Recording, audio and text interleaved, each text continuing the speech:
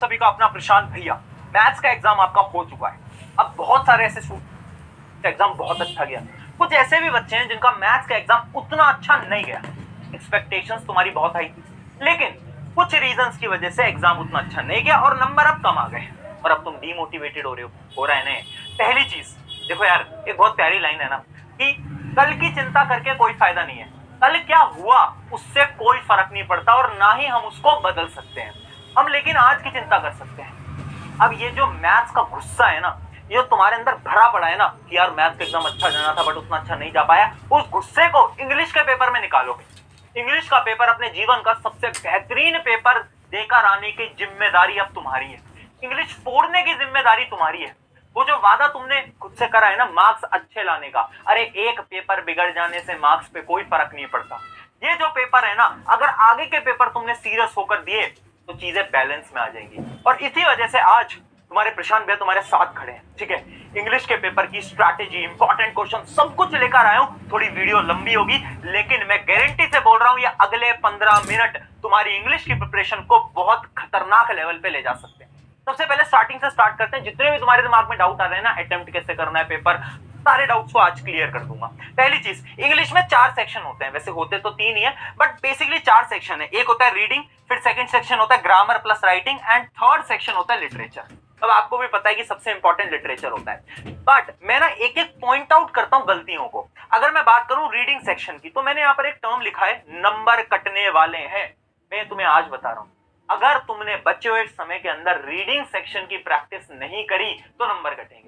क्यों कटेंगे? क्योंकि पिछले 2 साल से अगर तुम इंग्लिश का पेपर देखोगे तो ये जो रीडिंग सेक्शन है ये टफ आ रहा है। हाँ, आज से 2 साल पहले बहुत इजी आता था, सबके नंबर फुल आ जाते थे, लेकिन अब ना क्वेश्चंस टफ आ रहे हैं, पैराग्राफ्स टफ आ रहे हैं, जिसको पढ़ के समझ के आपको क्वेश्चंस का आंसर देना है।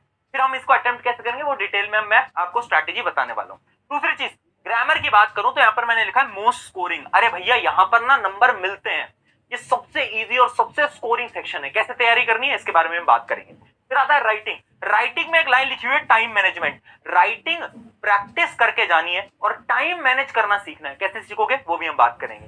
लिटरेचर, लिटरेचर में जो एक्सट्रैक्ट बेस्ड क्वेश्चन है वहां पर तुम फंसोगे, और पेपर प्रेजेंटेशन अगर तुमने अच्छे से नहीं करी वहां पर भी तुम फंस सकते हो, नंबर तुम्हारे कट सकते हो। अब भैया प्रॉब्लम्स तो इतनी सारी हैं, सॉल्यूशन बताओ। एक एक करके स्टार्ट करते हैं। सबसे पहले जो मोस्ट इंपॉर्टेंट सेक्शन है लिटरेचर, उसको उठाते हैं, क्योंकि 40 नंबर का तो भाई यही आने वाला है। तो इसकी स्ट्रैटेजी के ऊपर डिस्कशन करते हैं एक एक करके डिटेल में।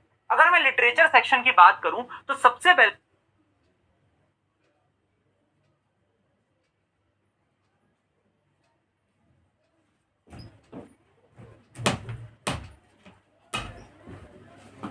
ना आपको हर एक चैप्टर की स्टोरी पता होनी चाहिए।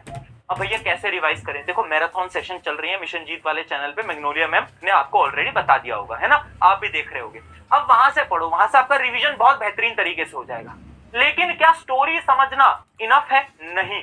यही सबसे बड़ी भूल है। बच्चों को लगता है कि अरे हमने स्टोरी समझ ली, हमने सारी चीज समझ ली, अब हो गया काम खत्म। नहीं, क्वेश्चन प्रैक्टिस करना बहुत इंपॉर्टेंट है। अब भैया ये प्रैक्टिस कैसे करेंगे क्वेश्चन, एंड स्पेशली जो एक्सट्रैक्ट बेस्ड क्वेश्चन है ना, ये कहां से हम प्रैक्टिस करें? यार तुम्हारे प्रशांत भैया तुम्हारे साथ खड़े हैं, मैं बोल रहा हूं ये तेरी क्लास 10वीं जब तक खत्म नहीं हो जाएगी ना, तब तक ये तेरा हाथ है ना, ये पकड़ के रखूंगा यार, तेरी मदद करता रहूंगा, सिर्फ साइंस में नहीं, हर एक सब्जेक्ट में। तो तुम्हारे लिए मैंने ना नोट्स बनवाए हैं और बहुत शानदार नोट्स हैं। चाहे तुम कोर्स ए वाले बच्चे हो या तुम कोर्स बी वाले बच्चे हो, सारी बुक्स के नोट्स बनवाए। मैं आपको नोट्स में थोड़ी डिटेल में दिखाना भी चाहता हूं आज, क्योंकि मैं उस सारे नोट्स को लेकर आया हूं। जैसे कि अगर मैं बात करता हूं फुटप्रिंट्स विदाउट फीट की, तो इसके जितने भी चैप्टर्स है ना, इसके सारे चैप्टर्स के हमने नोट्स बनाए। अब उन नोट्स में है क्या, हमने क्या करा है ना, हमने थोड़ी समरी लिख दी है ना, तो वो समरी तुम पहले पढ़ सकते हो, वरना तुम वन शॉट वीडियोस, मैराथन से भी समरीज को पढ़ सकते हो। लेकिन उससे इंपॉर्टेंट क्या है, हमने हर चैप्टर के ये देखो एक्सट्रैक्ट बेस्ड क्वेश्चन, ये एक्सट्रैक्ट बेस्ड क्वेश्चन हमने इसके अंदर डाल दिए, ताकि ना इन क्वेश्चंस में तुम फंसो ना, ये तुम्हारी प्रैक्टिस हो जाए। तो जितने भी एक्सट्रैक्ट बेस्ड क्वेश्चन हमने चैप्टर वाइज डाले हैं ना, वो सब के सब तुम प्रैक्टिस कर लेना। उसके बाद हमने क्या करा है, सिर्फ इतना ही नहीं है, हमने टॉप 10 PYQs जो प्रीवियस ईयर क्वेश्चन है, जो बेस्ट है, जो कि रिपीट कर रहे हैं, वो सारे प्रीवियस ईयर क्वेश्चन तक डाल दिए यहाँ पर, तो आप वो भी सारे के सारे देख सकते हो। ठीक है, इतनी सारी चीजें आपके लिए बना दी हैं। उसके अलावा लास्ट में फोकस एरिया फॉर एग्जाम, यानी जो इंपॉर्टेंट टॉपिक्स हैं वो भी लास्ट में आपको यहाँ पर मिल जाएंगे। ये हर चैप्टर के लिए करा है, चाहे आपकी कोई भी किताब है, चाहे आप कोर्स ए के बच्चे हो, ए वाले बच्चों पे उतना फोकस नहीं करते यूट्यूब पे, बट उनके लिए भी हमने बनवाया, दिखा भी देता हूं मैं तुम्हें। और ए वालों के नोट्स में ना बड़ी इंटरेस्टिंग चीज भी हमने डाली है, जैसे कि मैं आपको दिखाता हूँ। ये तो अपनी पोएम होगी, तो आप देख सकते हो सारी की सारी पोएम्स का भी अगर आप देखोगे तो जैसे स्टैंजा है, एक पोएम का स्टैंजा है, उस स्टैंजा का एक्सप्लेनेशन यहाँ पर पूरा डिटेल में लिखा है। इसके भी सारे इंपॉर्टेंट क्वेश्चंस आपको यहाँ पर देखने को मिल जाएंगे, एक्सट्रैक्ट बेस्ड क्वेश्चन। ये देखो एक्सट्रैक्ट बेस्ड क्वेश्चन भी आपको यहाँ पर देखने को मिल जाएंगे। ये चीज भी तुम्हारे लिए बना रखी है। मैं आपको बताया था कोर्से वाले बच्चों को, तो कोर्से वाले बच्चों का जो कम्युनिकेटिव है उसकी भी जो बुक है उसका भी हमने पूरा का पूरा प्रबंध आपके लिए कर दिया है। जितने भी चैप्टर्स हैं उन सारे चैप्टर्स की आपको वही सेम, जैसे कि मैं आपको यहाँ पे दिखा भी देता हूँ। पहले आपको क्या मिलेगी वही देखो, डिटेल में आप देखोगे तो ये रही आपका चैप्टर का नाम और ये रहा उसका पूरा का पूरा डिटेल में समरी। ठीक है, तो यहाँ पर आपको समरी मिल जाएगी। उसके अलावा यहाँ पर भी हमने क्या करा है ना, यहाँ पर एक बड़ी इंटरेस्टिंग चीज करी है हमने, इंपॉर्टेंट वोकैब करके एक चीज इस्तेमाल करी है। इंपॉर्टेंट वोकैब यानी हर चैप्टर के इंपॉर्टेंट वर्ड्स जो कि तुम्हें याद होने चाहिए, जो कि तुम्हें यूज करने आंसर के, है ना। अब कोर्स भी वाले बच्चे बोलेंगे भैया हमारे लिए नहीं है क्या, तुम्हारे लिए भी अभी बात कर रहा हूं, रुक जाओ। तो ये देखो टॉप 10 पीवाईक्यू सब कुछ बना दिया यार, सब कुछ। तो इंग्लिश में मैराथन देखी, ठीक है भैया सब कुछ समझ में आ गया, क्वेश्चन प्रैक्टिस करनी है, नोट दे दिए, डाउनलोड कर लेना, डिस्क्रिप्शन में है लिंक, सब कुछ फ्री, कुछ पैसा नहीं ले रहे हैं, सब कुछ फ्री, डाउनलोड कर लिया। ठीक है, क्वेश्चन प्रैक्टिस हो गई, 2 काम तो अपने हो गए। क्या भैया इतना इनफ है? नहीं, थोड़ा बहुत लिख लिख कर प्रैक्टिस करनी पड़ेगी, लिख लिख कर प्रैक्टिस करनी पड़ेगी। और वहीं पर ही आती है हमारी स्ट्रैटेजी नंबर 3 जो कि है कीवर्ड स्ट्रैटेजी। कीवर्ड स्ट्रैटेजी क्या होती है ना, कुछ वर्ड्स होते हैं, इंपॉर्टेंट वर्ड्स होते हैं जो कि हर चैप्टर के आपको पता होने चाहिए। उसी के लिए हमने एक अलग से पीडीएफ बनाई है, इस पीडीएफ का नाम है यूनिक वर्ड्स।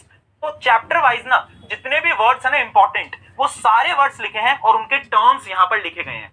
तो अगर कोई क्वेश्चन घुमाकर भी पूछा जाए तो ये सारे वर्ड्स आपको पता होने चाहिए, इनको याद नहीं करना, एक बार रीड कर लो, ताकि क्वेश्चन में अगर ये वर्ड दिख जाए तुम्हें तो तुम्हें इसका मीनिंग पता होना चाहिए। उसके अलावा इन क्वेश्चंस को, मतलब ये जो वर्ड्स हैं, सॉरी, इन वर्ड्स को तुम लिख कर आ सकते हो अपने आंसर के अंदर। जब तुम इसको लिख कर आओगे ना तो एग्जामिनर के ऊपर बहुत अच्छा इंप्रेशन पड़ेगा कि ये जो बच्चा है ना ये तो यार पढ़ के आया है, इसने तो वोकैबुलरी भी इसकी बहुत अच्छी है। इंपैक्ट पड़ेगा, वो इंपैक्ट हमें डालना है। ठीक है, तो ये जो यूनिक वर्ड की पीडीएफ है ये भी हमने बनवा रखी है, डिस्क्रिप्शन में आपको पूरी की पूरी चीजों की लिंक मिल जाएगी, आप जाकर इस्तेमाल कर सकते हो। चलो अब आते हैं वापस से। तो हमने आपको 2 चीजें बता दी, यूनिक वर्ड स्ट्रैटेजी भी बता दी। अब लास्ट पॉइंट है अंडरलाइन स्ट्रैटेजी। अंडरलाइन स्ट्रैटेजी क्या है, जब आप लिटरेचर सेक्शन को पूरा अटेम्प्ट कर लो ना तो आपको क्या करना है, कुछ इंपॉर्टेंट फ्रेजेस को ना पेंसिल से अंडरलाइन करना है। ये स्टार्टिंग में मत करना, जब तुम लास्ट में पूरे इंग्लिश के पेपर को खत्म कर दो उसके बाद करना, उसके बाद करना है। ठीक है जी भैया, समझ आ गया इंपॉर्टेंट फ्रेजेस को। इससे लिटरेचर तुम्हारा शॉर्ट है, 40 से 40 नंबर तुम्हारे फुल आने चाहिए। लिटरेचर बहुत स्कोरिंग है, अच्छी प्रिपरेशन करके जाना, नंबर आएंगे और ये मोस्ट इंपॉर्टेंट सेक्शन रहता है। अब आते हैं अगले सेक्शन के ऊपर जो कि है राइटिंग सेक्शन। अब राइटिंग सेक्शन तुम्हें पता है कितने मार्क्स का आएगा। अब वैसे तो ये इजी है, लेकिन ना बच्चे क्या